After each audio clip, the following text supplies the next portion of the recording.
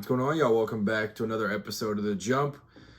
The Alabama Crimson Tide are moving on to the Rose Bowl and will face off with the Indiana Hoosiers in a classic at the mecca of the sport. But before I talk a little bit about that game going forward, I want to talk about their first round matchup with the Oklahoma Sooners. Credit to Oklahoma. Just from a couch and love seat perspective, being able to watch this game, I thought Oklahoma put on quite the show. Seeing 50 Cent come out before the fourth quarter, that crowd was rocking. It looked like an incredible place to be. So hats off to the Sooners. But the Alabama Crimson Tide go on the road and win the first road game in the college football playoff history. So for both parties, it's good stuff both ways. Sadly, the Oklahoma Sooners could not turn their electric environment into a victory. But still looked awesome nonetheless. Now, early on, it looked like Oklahoma was going to roll. And roll might be an understatement. Leading 17-0. Also leading 17-7 with a wide open. I can't remember who it was. It might have been Xavier Robinson. That was wide open, which would have made it 24-7. That ends up being a drop when it would have been a walk-in touchdown probably, and he's yards away from the nearest defender. And it was everything was going right until it was going all wrong. It went. There was a dropped punt. I don't even know how it happened. He just literally just dropped the ball. That resulted in a block, which I think that drive ended up with being a field goal. And then there's the 4th and 2 to Lottie Brooks. Which Lazar Brooks is extremely underrated. Like, there's been games this year where I've been like, yeah, this kid's got it. Freshman baller. Lottie Brooks, man, he balled out. He had 79 yards and 2 touchdowns tonight. But his main one, the 4th and 2, where the Sooners are up, that one was 17-0 at the time. They go for it instead of trying to kick a field goal and make it to where it's 2 touchdowns. They go score and make it to where it's a 10-point game, 17-7. Then there's all the other stuff. And there's the muff punt, like I referred to, which made it 17-10. Things get flipped on their head a little bit. Momentum's shifting a little bit. But then Oklahoma's driving right there before half. What happens next? Xavier runs one all the way back. Similar to the Tennessee game. It was very, very, very close. Xavier Brown, big time stuff. So, the game flipped on its head right there. Tied up at half, 17-17, where you think, I mean, for Oklahoma, Tate Sandell, he had been automatic all year. And there's a reason why he's an award-winning kicker. And you got to think, like, when you're from that perspective, it's 17-10, Oklahoma's driving right there before half. You got to think they're probably going into half minimum 20-10. And it gets flipped 17-17. And it felt like from that point on, there was never really much hope. Now, I say that as like in the hindsight perspective. It was still, obviously, there was a game and there were still strategic things happening with should Oklahoma punt here, go for it here, whatever. But the game completely changed. It was a tale of two halves in the truest form possible. It was in the first half, Alabama sending 4, dropping a lot back, and Oklahoma was able to move it pretty well. In the first quarter, they had 10 points, and they had held Alabama to 12 yards. So barely more yards than the other team had points. It was one of those early on where Kane Womack just hadn't really dialed up pressure at all. He said, we'll just sit back and let them work, but they were moving the ball. And then there in the second half, they opened the floodgates and they were putting pressure on them. And even sometimes where they would rush 4, those Alabama Crimson Tide defensive line guys right there were just putting the pressure on them. And there were so many sacks. It felt like both ways in the second half. But credit to Coach Womack. Like, he changed everything up, and it really screwed everything up offensively for Oklahoma. So, what a complete shift at half. That's the best way to put it. A tale of two halves. Big catches by Jeremy Bernard and Isaiah Horton there. And also credit to Ryan Grubb and company for kind of going out there with the mindset of like, we'll make a big play here. Like we're going out to make like game-changing, game-winning plays instead of just another play where we're just going to try to run it like a lock. And like they win 34-24, and it's crazy because this was such a defensive like minded game going into it.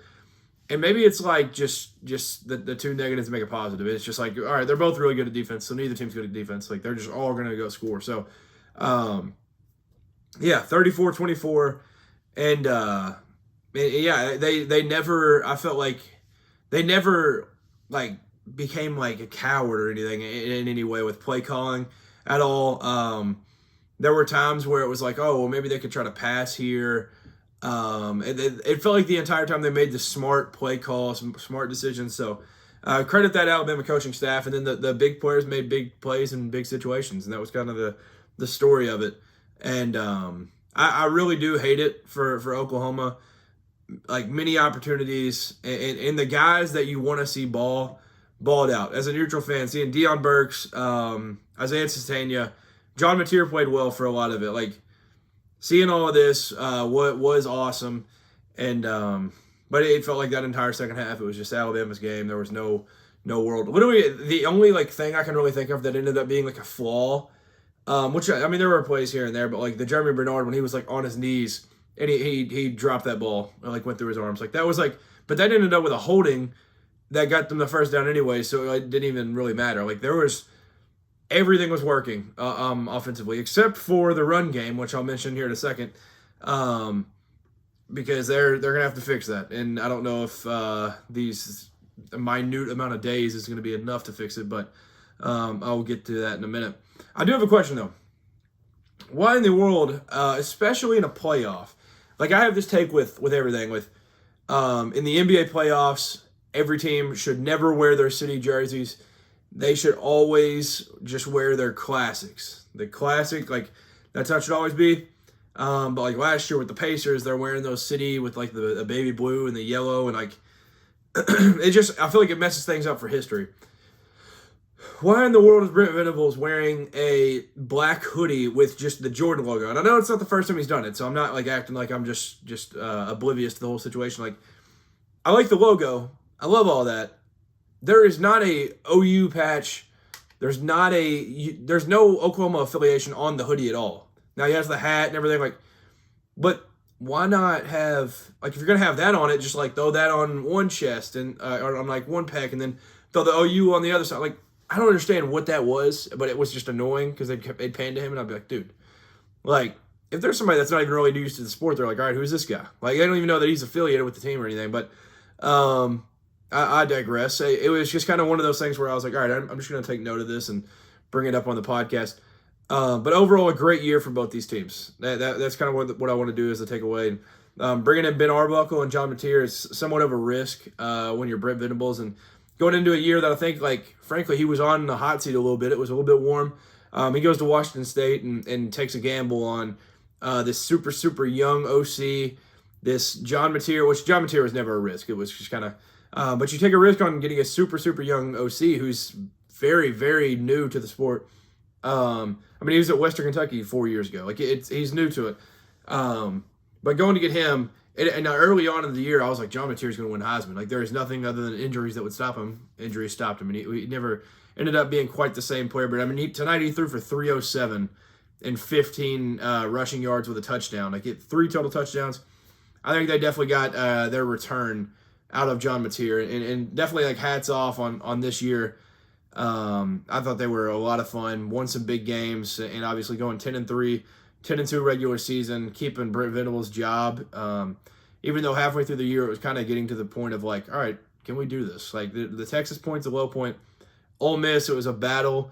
Tough to lose a home game like that, but you won a lot of big games throughout the season, and so there's a lot to hang your hat on. And so overall, I'm excited about Oklahoma going forward. I don't know what their transfer portal is going to look like. I don't know if they're going to go let Ben Arbuckle choose from the massive like quarterback class that's already in the portal, or already announcing that they will be in it. I don't know if that's going to be the mindset of just like go get somebody, go get whoever you want. But no matter what it is, I'm excited about the future of Oklahoma because I feel like you could see a change this year. Brent Venables' first year calling defense, and they had one of the best defenses in all of college football. So hats off to them. But I said great year for both. One team's concrete is still not dry. So Alabama still is moving on. They now have roses in their mouth. They have Ty Simpson going in the post game and saying they wrote us off, but we ain't right back. They have all that going for them. So they will face off against the Indiana Hoosiers, who just now escaped the losingest program in history numbers. So I want to say it's Wake Forest now, but Indiana, thanks to Kurt Cignetti, has gotten from the bottom of the barrel. And now I think it was on SVP that they had brought up that Alabama has 47 bowl victories all time, and Indiana has 3. A combined 50 between the two, and it's very, very lopsided with that. But Indiana going from where they were 2 years ago, extremely, extremely, extremely low, to now being the 1 seed facing off against the Alabama Crimson Tide in the granddaddy of them all. It's what a world we live in, but I do love it. And they have the Heisman Trophy winner, number 1 overall seed, number 1 for a reason. I'm worried about the Alabama Crimson Tide because they cannot run the ball. Tonight, they ran for 28 yards. That's not going to cut it. Honestly, their best plays, Daniel Hill had the touchdown. He had the one big run. But really, Ty Simpson's runs were the only time where I was like, oh, that's a really good gain right there. I don't feel comfortable with that. That's going to be kind of my worry. I'm not sure if they can beat them, and I don't have them. I have Indiana beating them comfortably, but I'm interested to see how they handle it because IU is going to have a strong O-line. We'll see if Womack is going to go out there and try to pressure Mendoza and get him moving and stuff. But Mendoza's cool as a cucumber, dude. He's not going to get too ramped up by any means. So I'm excited to see what that game ends up like. 2 more Crimsons. I saw somebody tweet the pictures of Oklahoma's red versus Alabama's crimson and which one is which. It's going to be the same thing with IU. These are all right around this darker shade of red. It's going to be exciting. But for Alabama, congrats, you're keeping your coach. That was kind of the one thing that in the first half, there were 2 things that I was seeing from neutral fans. I was like, well, maybe Kalen Deboer is actually going to Michigan. And all that's happening. So now I think if you're an Arizona State fan, maybe you should start to get worried a little bit because I think Kenny Dillingham is getting calls from Ann Arbor right now. But the other thing was Notre Dame fans and even non-Notre Dame fans being like, oh, we let this crappy team in here. They lost Florida State. We knew they were like this all year.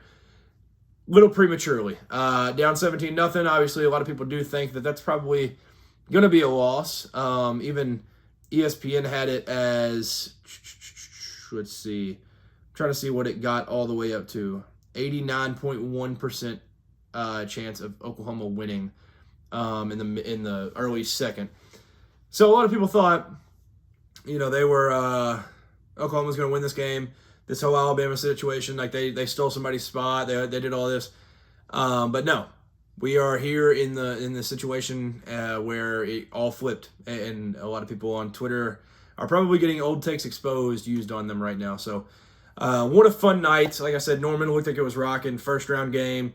This was kind of the appetizer of the weekend, which I was very excited about, having a really, really good game on Friday night. And hopefully the rest of these end up panning out because this one ended up being cinema. It was every time you thought a team was down for the count, something else happened. And the Deion Burks touchdown was the one where I was like, oh, shoot, here we go. It was 27-17, then they brought it to 27-24 and made things interesting. So excited about that one at noon tomorrow. That one's going to be an awesome game. Hopefully the other two with Tulane versus Ole Miss and then Oregon versus James Madison. Hopefully those end up panning out and being something as well. Don't necessarily feel confident in that happening, but it's been awesome so far. We're 1 game in, and this playoff has been great. And when we got the bracket, I was like, yeah, this is going to be a lot better than it was last year because last year it was all home teams giving out belt, and then all the teams that rested turned into actual rust, and then all those teams continued to move on. And it was just a full robotic mess. It felt like everything was just copy and paste, and it was just it just felt like the seeding threw everything off. But now I feel like these teams are properly seeded, and we don't have a G5 team getting the 4 seed because of the ACC being a mess this year. So it's going to be awesome. Very, very excited about this. If you're new to the channel, welcome. Thank you for tuning in. Make sure to like, comment, subscribe if you like college football. If you like college basketball as well, I cover both of them on the Jump Sports. So thank you for tuning in. Let me know your thoughts on this Alabama versus Oklahoma game. Peace.